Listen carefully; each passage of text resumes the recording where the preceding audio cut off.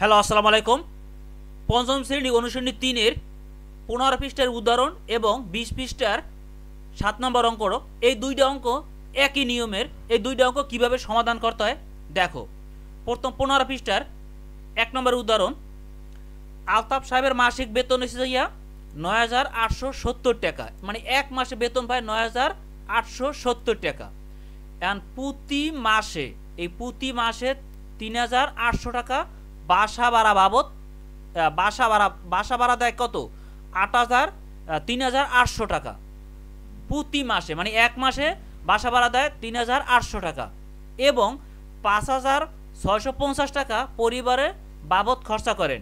এই 5,650 টাকা পরিবারে প্রয়োজনে বাবদ খরচা করেন এক মাসে। 5,650 টাকা এক মাসে পরিবারের বাবদ খরচা করেন, পরিবারে চাল ডাল এই খরচা হয় আর কি। এখন অবশিষ্ট টাকা তিনি ব্যাংকে জমা রাখেন। তিনি বছরে কত টাকা ব্যাংকে জমা রাখেন? বছরে মানে এক বছরে, মানে 12 মাসে কত টাকা ব্যাংকে জমা রাখেন।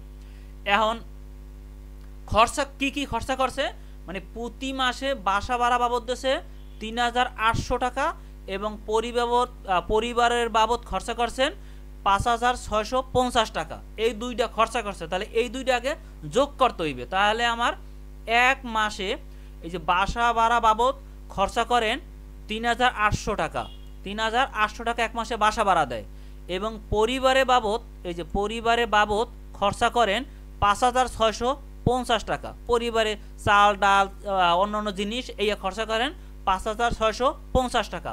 তাহলে এক মাসে মোট খরচা করেন কি করতে হবে? আমার যোগ করতে হইবে। কিন্তু এখন আমি বাসা ভাড়া দিছি এবং পরিবারের জন্য অন্যান্য খরচা করছি, তাহলে আমার কি করতে হইবে?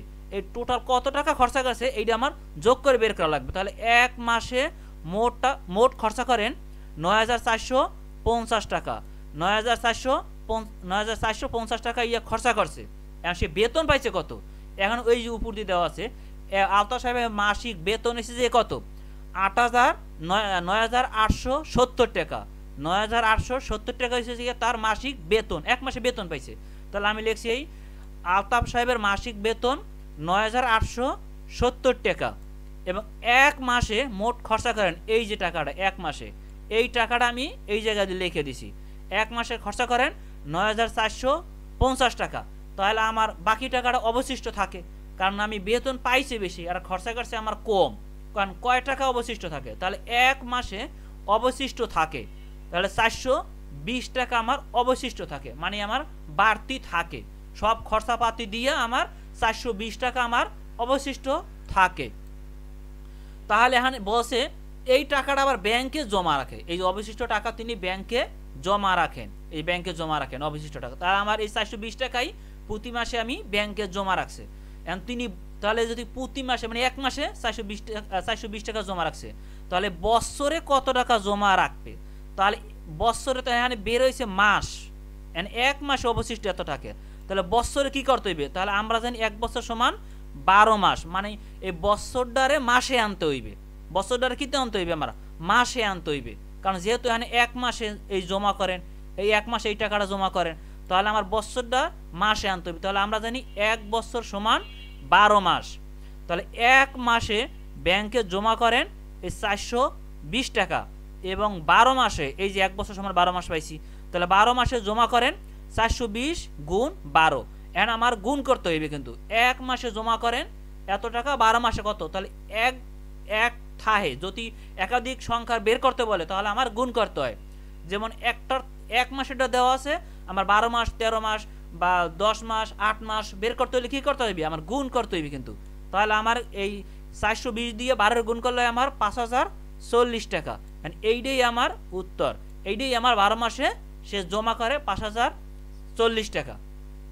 এখন যদি আমি 7 নম্বর অঙ্কটা দেখাই 20 পৃষ্ঠার, এই 20 পৃষ্ঠার 7 নম্বর অঙ্কটা সেম একই নিয়মের। এখানে বলছে জালাল সাহেবের মাসিক বেতন 8,765 টাকা, মানে এক মাসে বেতন পাইছে কত? 8,765 টাকা।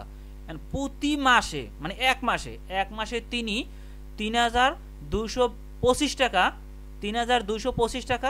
বাসা ভাড়া বাবদ মানে বাসা ভাড়া দেয় প্রতি মাসে, মানে এক মাসে বাসা ভাড়া দেয় ৩,২২৫ টাকা এবং ৪,৮৫০ টাকা অন্য অন্য এই যে অন্য অন্য ক্রয়ে খরচা করেন, মানে অন্য অন্য জিনিসে খরচা করেন, মানে পরিবারের জন্যই খরচা করছে কত ৪,৮৫০ টাকা অন্য অন্য জিনিসে খরচা করছেন।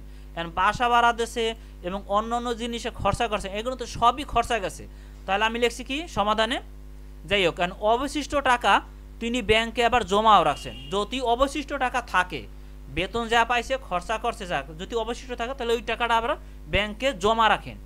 এখন তিনি ৮ মাসে কত টাকা ব্যাংকে জমা রাখেন, ৮ মাসে তিনি কত টাকা ব্যাংকে জমা রাখেন।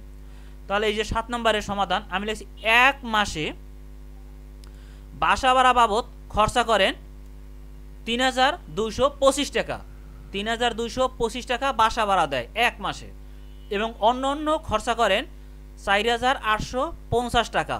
এই অন্য অন্য খরচা করিয়ে ফেলাইছে। এখন এক মাসে এখন মোট খরচা করছে কত, তাহলে এক মাসে মোট খরচা করেন ৮,০৭৫ টাকা।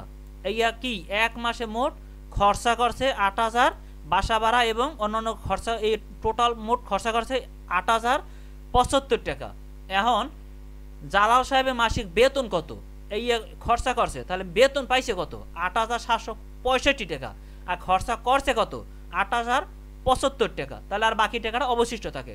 তাহলে আমি লিখছি জালাল সাহেবের মাসিক বেতন ৮,৭৬৫ টাকা এবং এক মাসে মোট খরচা করেন এই যে টাকাটা, এই টাকাটা আমি এই জায়গায় দিয়ে লিখে দিয়েছি ৮,০৭৫ টাকা। তাহলে আমার এক মাসে অবশিষ্ট থাকে, এইটা আমার কি করতে হইবে, বিয়োগ করে বের করতে হইবে। বিয়োগ করলে আমার অবশিষ্ট টাকাটা আমি বেতন পাইছি এইটা, খরচা করছি আমি এইটা, তাহলে আমার যেইটা অবশিষ্ট থাকে মানে বাড়তি যেই টাকাটা থাকে মানে ওপরে টাকাটা আর কি, তাহলে আমার ৬৯০ টাকা, এই ৬৯০ টাকা প্রতি মাসে তার অবশিষ্ট থাকে, মানে সব খরচাপাতি দিয়েও ওপরে আর কি বেতন যা পায় আর কি, তার থেকে এই টাকার খরচা দিয়েও আমার অবশিষ্ট থাকে। এখন তিনি ৮ মাসে কত টাকা ব্যাংকে জমা করতে পারবেন, এই টাকাটাই আবার ব্যাংকে জমা করে। তাহলে আমি লিখছি এক মাসে ব্যাংকে জমা রাখতে পারে ৬৯০ টাকা, এই যে ৬৯০ টাকা এবং ৮ মাসে এই জায়গায় ৮ মাসে কত টাকা জমা করতে পারবে, ওই এক উদাহরণে ১ নম্বরে উদাহরণ ১৫ পৃষ্ঠায় ১ নম্বরে উদাহরণে বলছে ১২ মাসে আর এখন বলছে ৮ মাসে। তাহলে ৮ মাসে ব্যাংকে জমা করতে পারবেন, তাহলে ৬৯০ গুণ ৮, তাহলে আমার ৫,৫২০ টাকা। এইটাই আমার উত্তর। দুটোটাই কিন্তু একই নিয়মে, একটা পারলে দুইটা অঙ্কই পারবা।